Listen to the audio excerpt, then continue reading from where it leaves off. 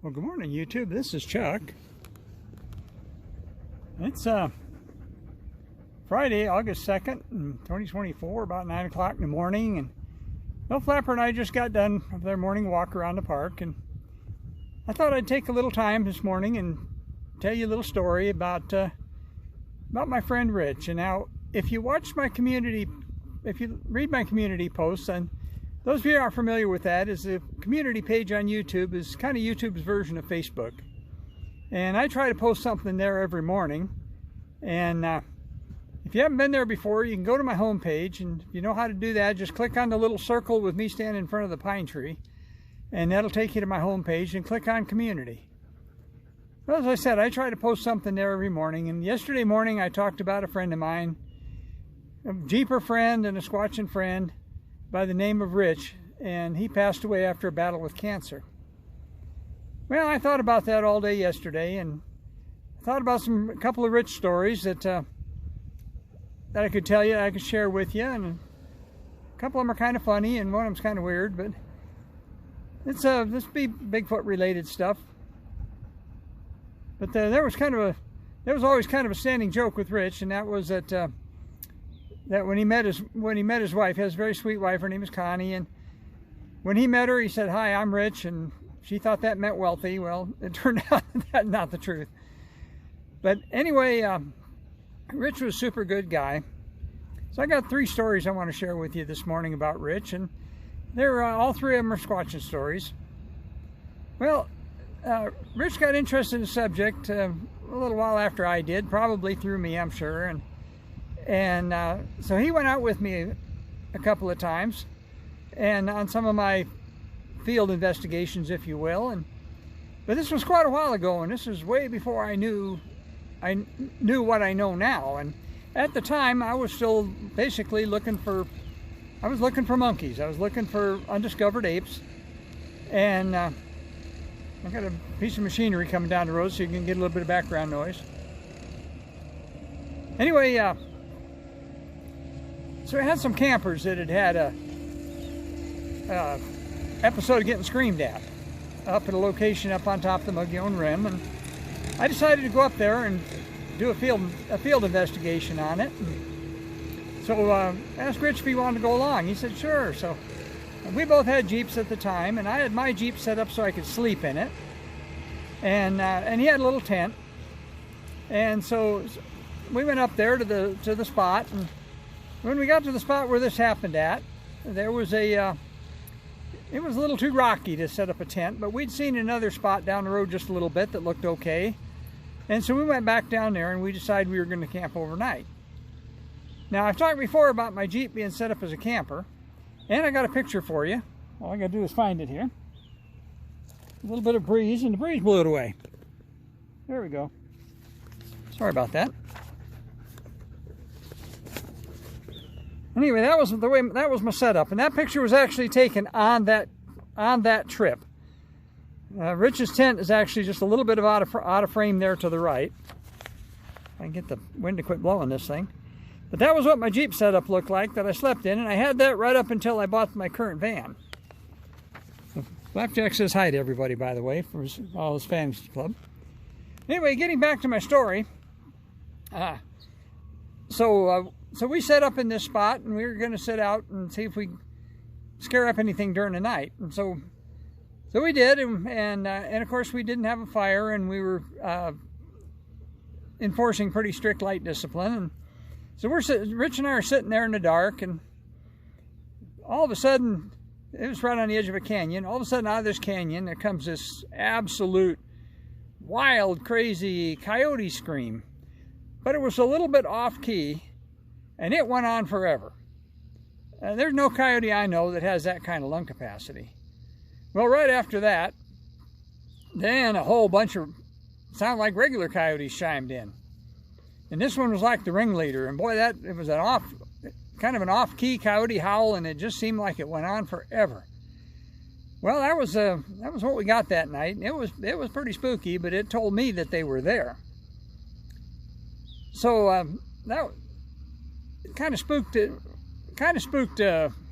Rich a little bit, I think. But Anyway, so fast forward to another trip. We went on another trip up in the same area, and after that had happened, somebody else had been down in the canyon itself, and they'd had some kind of strange things happen. They had rocks thrown at them and stuff like that, and of course the wood knock sounds. But when on that first trip, I'd done the wood knocks and I'd done all that kind of stuff, but all we got was that coyote howl. 900-pound coyote, we call him. Well, anyway, on the second trip, the other people had told us that they actually found an old logging road that went down in the canyon. So we went and looked for that, and by golly, we found it. And it hadn't been driven on in a long time, but we were both driving Jeeps, and so we were able to get down there to the bottom of it. So right after you get through the bottom, the road started up the other side, but there was a gate, and there was a big sign there saying that the area was closed. The wildlife area closed, and that's a clue.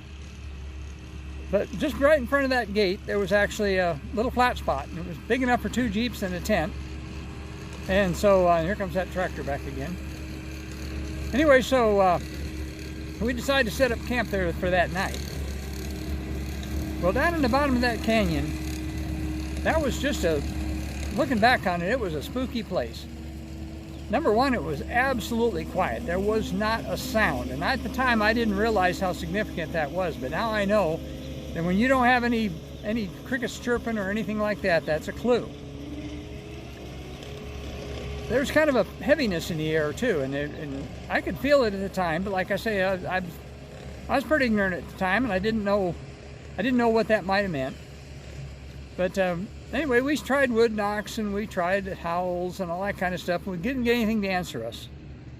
But what we did have is across the canyon from where we were sitting, there was a little rock ledge. And underneath the edge of that rock ledge, there was what looked like a little hole. Now, it wasn't a very big hole. It was like any other ground squirrel hole, maybe 2 inches in diameter. But there was light coming out of that hole. And it was dark. Everything else was dark as pitch, but there was light coming out of that hole. And what it looked like, it kind of reminded me of when you look at somebody's house and they got a light on in the living room and you can't see the lamp, but you can see that the room's lit up. And it was kind of a bluish white light, and it was fairly bright, but it was the inside of that hole was lit up. Now, it was dark and it was real rocky, and I didn't want to climb down in the canyon, climb up the other side to get to that and see what it was. So I figured I'll go look in the morning. But that was weird, and the whole evening we sat there, we had that light, that hole in the ground was glowing. Well, we didn't get anything, but probably about 11 o'clock, all of a sudden 11 o'clock, there was a rifle shot. Kapow! And it wasn't too far away. We didn't know for sure where it was. It sounded like it was coming down canyon from us, and but we couldn't really tell for sure. And then about maybe 2 or 3 minutes after that, there was another one. Kapow! Very, very still night.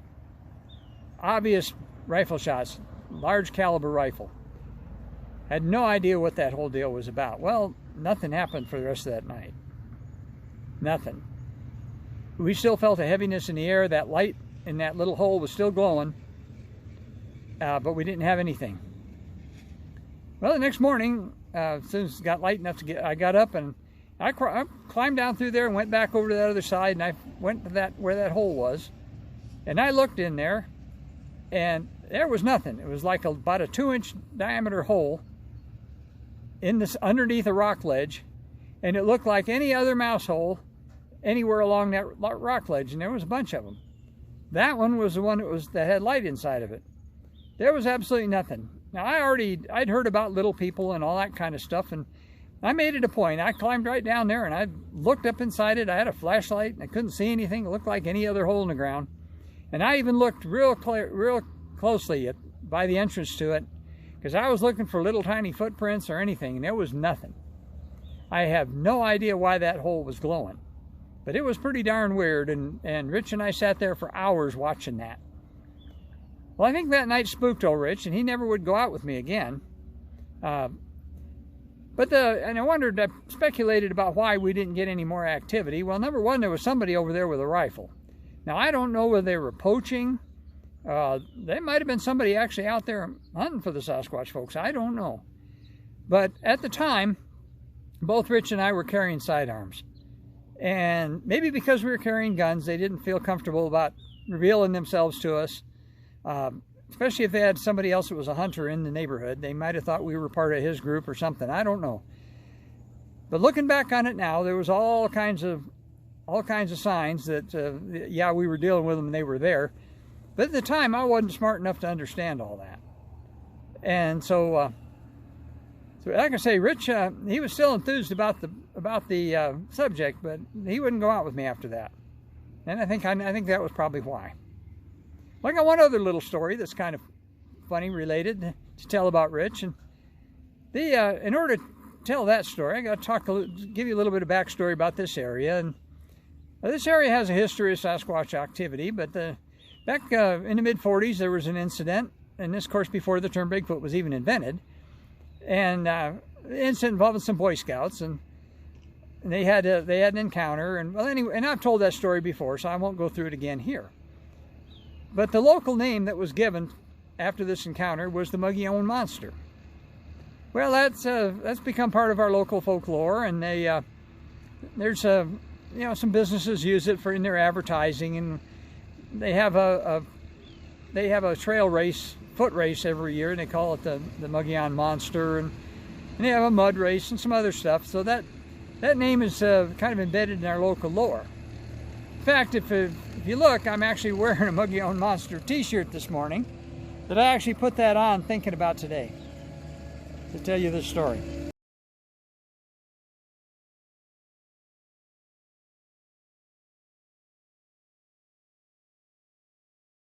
By the way, there's this time for a commercial. There's only one place in the world you can get those, and that's right over here at our museum gift shop. We have those made, and you can either buy them direct at the gift shop, or you can go online and get them, and that's rimcountrymuseum.org, and click on store. And I'll put that in the description of the video, so you don't have to try to remember that.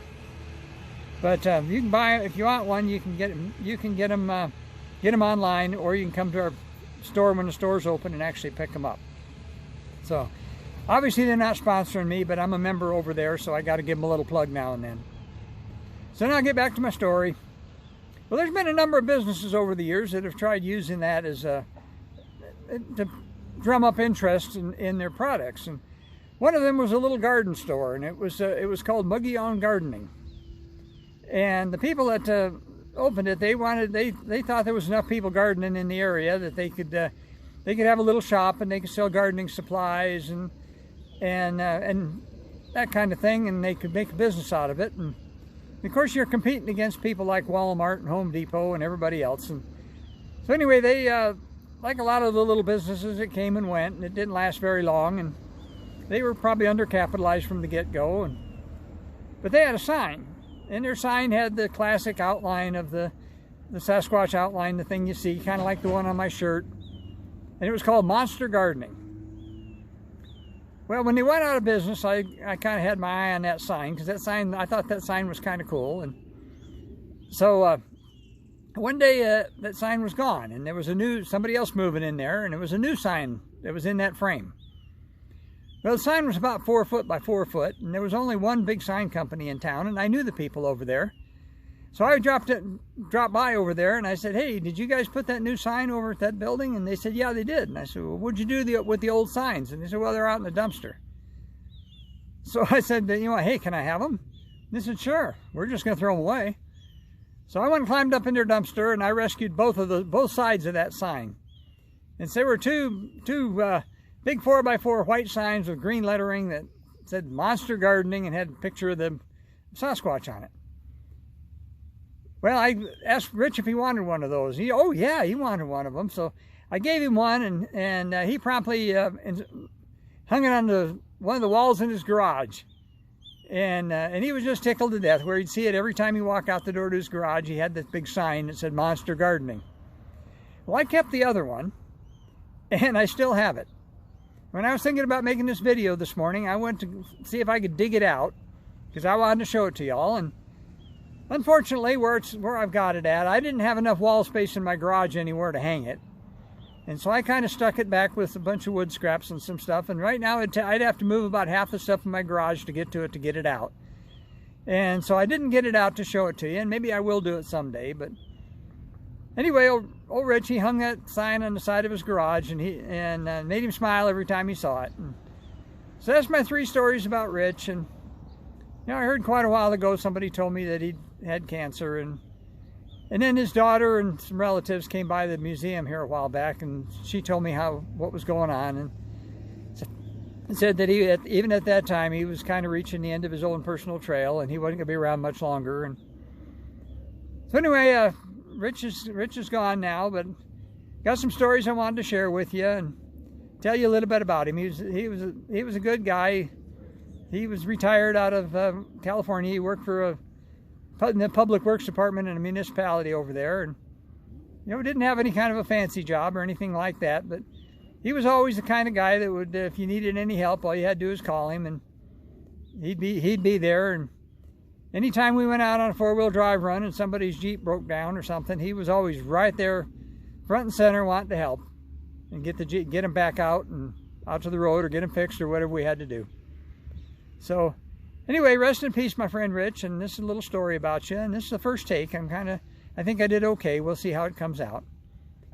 But let me close like I always do and tell you that take care of each other and love each other. It's a beautiful morning over here at the park, and it's supposed to get up in the 90s again today, and maybe a little bit of rain this afternoon, but beautiful day nonetheless. And mornings are better for projects in the afternoon. I got plenty of stuff to do. I got to go work on the van. And so I guess for right now, let me spin it around, give you a look at my old truck, and it's doing real fine right now, and it's been my daily driver.